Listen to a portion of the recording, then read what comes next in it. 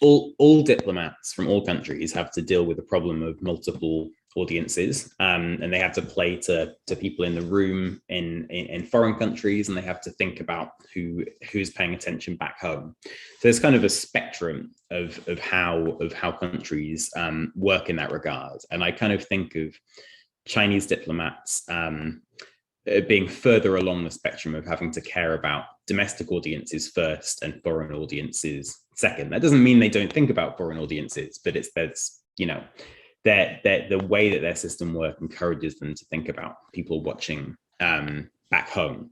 And I think when it comes to domestic audiences, they kind of break down in a bunch of different ways. So there's the top leader, there's Xi Jinping, there's Chinese political elites more broadly across the top of the Communist Party and the government, and then there's popular opinion and online nationalism. And for a long time, elite opinion and elite preferences seem to have been structured in a way where they wanted to improve China's relations with the world and improve China's reputation and seek stable relations with neighboring countries and other major powers in order to pursue China's economic development.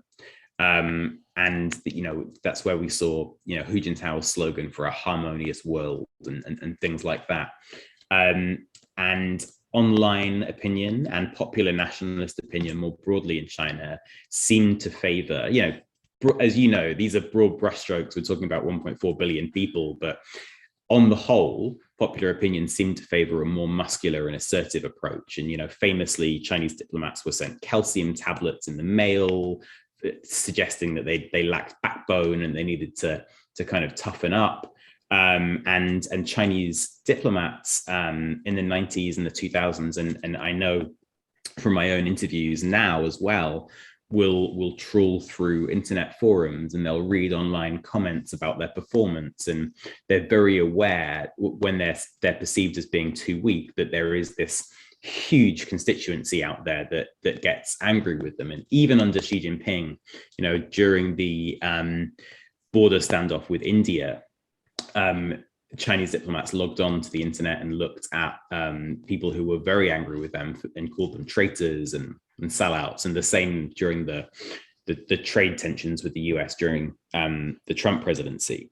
But in general, what I think is really interesting about these constituencies under Xi is that they've kind of come together.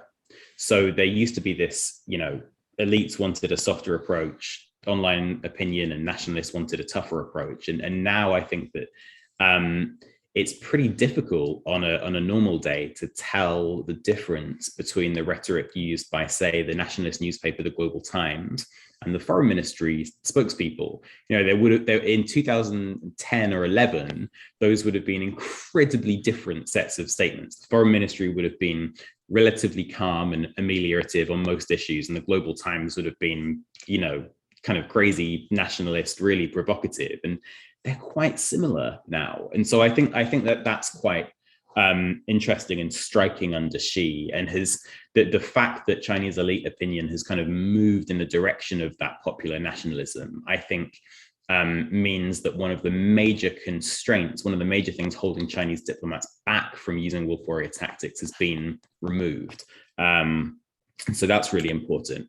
I think in terms of foreign lenses and whether that makes it difficult for China to make its point, yes. I mean, there's no question. There's all kinds of historical baggage linked to communist parties in general, and the fact that China is a rising power and a potential rival, and all of these things, and that is a huge source of frustration and concern for Chinese political elites, and it's why they talk about the West's discourse power and their desire to break free of the shackles of Western media bias. And that's one of the reasons I think they've embraced Twitter so wholeheartedly, is that, just like populist politicians felt that they could do better if they were able to go straight to their audience instead of through Western media, Chinese diplomats kind of felt the same way.